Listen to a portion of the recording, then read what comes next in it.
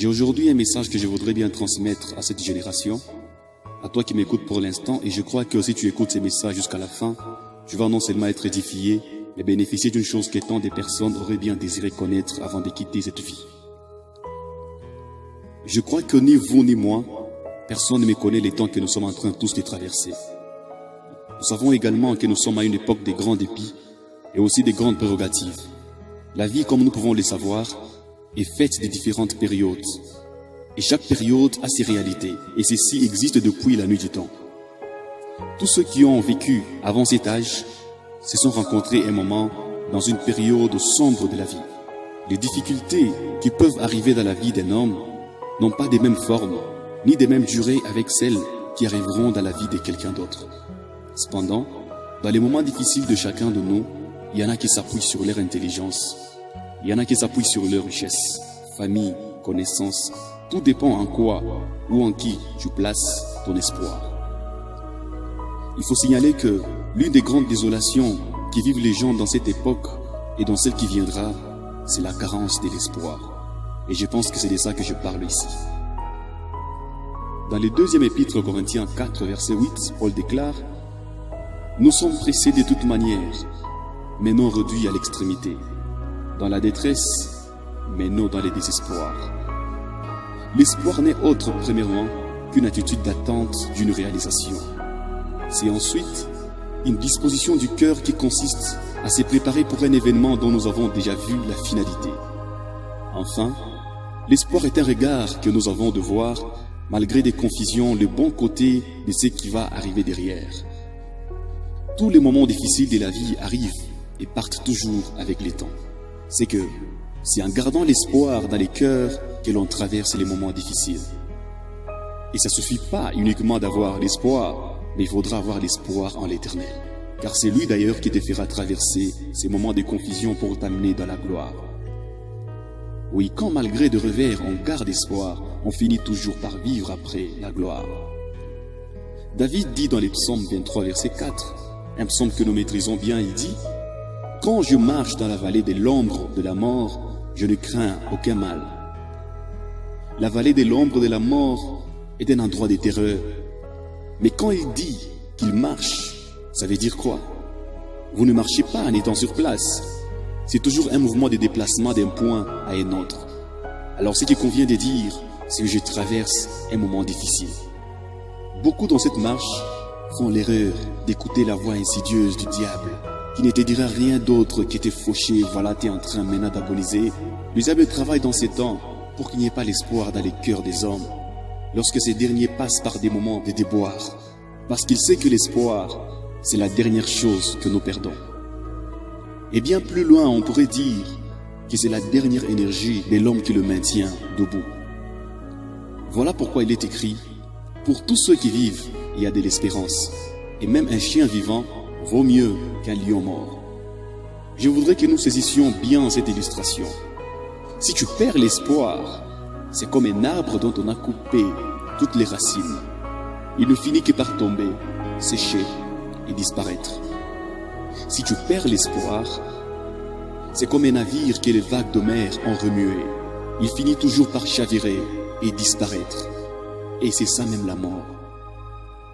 Si tu perds l'espoir, c'est comme une maison qu'on a détruit la base. Elle ne peut que s'effondrer. La Bible dit, quand les fondements sont renversés, les justes, que feraient-ils? Perds tout ce que tu as, tu les acquerras volontiers, mais garde toujours allumée la flamme de l'espoir qui est en toi.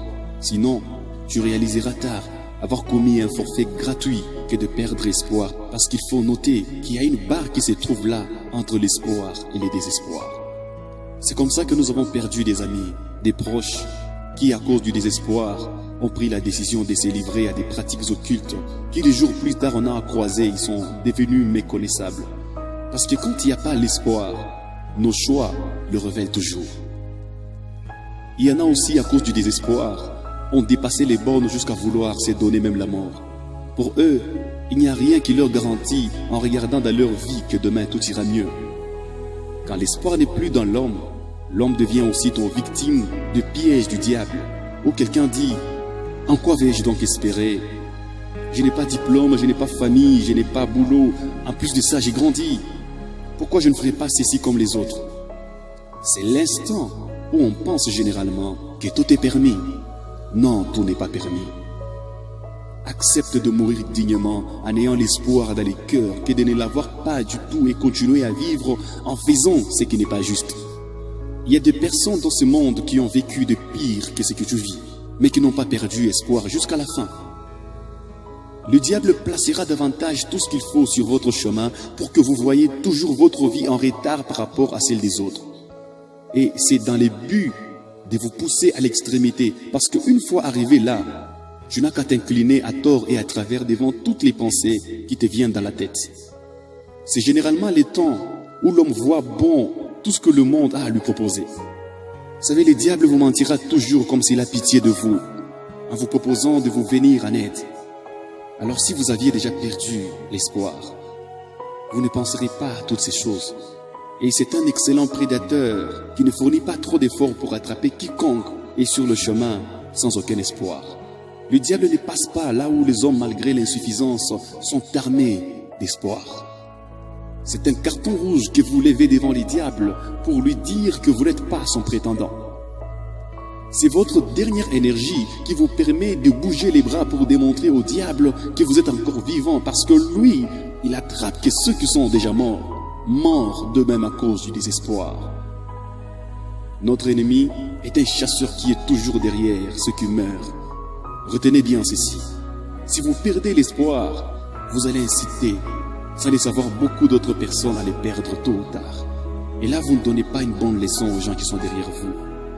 Il y a des gens qui, en voyant persévérer, garder l'espoir malgré les dures épreuves par lesquelles vous passez, ils se disent avoir un repère. L'espoir nous permet de regarder avec assurance notre avenir, même s'il est présent et le contraire de ce qu'on attend. C'est comme ça que le piège de l'ennemi resteront sans proie. L'ennemi, ayant la connaissance de ce monde, avait déjà planifié depuis longtemps et a commencé à les bombarder déjà avec des inventions insolites. Ou quand quelqu'un n'a pas encore eu quelque chose qu'il veut, il pense qu'il manque tout. Cette furie naît lorsque nous commençons à avoir toute notre attention que sur les choses qu'on n'a pas. Oublions que nous avons quelque chose d'autre. Nous oublions qu'il n'y a personne dans le monde qui a tout. Et il n'y a aussi personne dans le monde qui manque tout. Mais considérons par exemple une maison. Celle-ci peut perdre toute sa toiture et rester debout de siècles et des siècles. Mais quand elle perd sa fondation, il suffit d'un vent pour être écoulée. Il en est de même avec quelqu'un qui a perdu l'espoir. Si tu perds l'espoir, là tu as tout perdu, y compris les raisonnements, parce que là tu es véritablement mort. Et est mort, on peut le traîner n'importe où. Lorsque quelqu'un perd tout son espoir, en réalité il cède les volants de sa vie à son pire ennemi qui est le diable. C'est comme ça que vous voyez tous ces gens qui finissent dans les chapelles. Ils y sont entrés avec le diable lui-même qu'ils ont rencontré dehors. Quand il n'y a pas d'espoir, les hommes se donnent de faire des choses impossibles. La femme de Job est tombée dans le désespoir, alors que son mari souffrait cruellement, mais continuait à espérer. Elle a dit à Job, insulte Dieu et meurt. Où est-ce qu'elle a appris qu'on insulte Dieu? Job était animé d'un espoir qui faisait des affirmations telles que « Je sais, mon Rédempteur est vivant ». Et dans le 14e verset du chapitre 23, il dit « Il accomplira donc ses desseins à mon égard, et il en concevra bien d'autres encore. » Ça, c'est l'expression d'un cœur rempli d'espoir au milieu de tourments. Parce que quand il y a encore l'espoir dans les cœurs, notre langage le témoigne. La souffrance qu'il y a dans ces temps, c'est le manque d'espoir. Les gens ne croient plus aux bonnes choses qui peuvent leur être données demain par Dieu. À cause de toutes ces publicités que les gens voient à la télé, sur Internet ou dehors.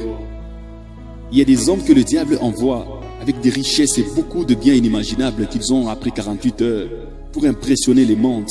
Et quand on dit à quelqu'un d'attendre jusque l'année qui va suivre, il s'imagine combien il sera en retard. La question c'est de savoir en retard par rapport à quoi. Voilà, l'homme va choisir aussi ses gains de 48 heures que d'attendre une promesse à cause du désespoir. Et c'est comme ça que le monde est en train d'être effacé. Nul ne peut conforter l'autre. Parce que tout prouve en ces temps que le monde est plein des hommes désespérés. Et cette crise a conduit pas mal de gens à faire des choses infaisables. Quand les désespoirs s'installent dans les cœurs, tu ne vas pas généralement dans des bons endroits. Parce que l'ennemi voudra que tu sois éloigné de toute bonne personne qui peuvent te prêter main forte, dans le seul but de te démolir. Ne perds jamais d'espoir tant que tu es vivant. La parole de Jésus dans Jean 5, 17, la version française courant dit: « Mais Jésus leur répondit, mon Père est continuellement à l'œuvre, et moi aussi je suis à l'œuvre. » Vous voyez, le Seigneur ne travaille pas que pour l'intérêt des autres. S'il a fini avec les autres, rassure-toi que tu es aussi figuré sur la liste des gens pour qui il travaille. Tu peux décider de tout abandonner alors que tu es à un pas de ta réussite. Sachez bien ceci, le combat, les difficultés n'arrivent pas dans la vie d'un homme par l'œuvre pure du hasard. Le diable a une vision claire de là où tu vas réellement. Et il maîtrise en plus de ça ses jeux de détourner les gens de leur chemin de bénédiction. Et les gens tombent, abandonnent généralement lorsque veut déclencher leur miracle. C'est comme ça que plus tu endures, plus ça devient dur. Mais c'est pas pour autant qu'il faut jeter l'éponge. Au milieu de tous ces gens qui meurent du désespoir, tu peux faire l'exception. Parce que tu n'es pas comme tout le monde. Et si tu avais déjà perdu espoir, pour toi la Bible dit: réveille-toi, toi qui dors, relève-toi d'entre les morts, et Christ t'éclairera. Salomon parle enfin dans Proverbe 24, verset 14, en disant: de même, connais la sagesse pour ton âme. Si tu la trouves, il est un avenir, et ton espoir ne sera pas anéanti. Que le nom du Très-Haut soit béni. Amen.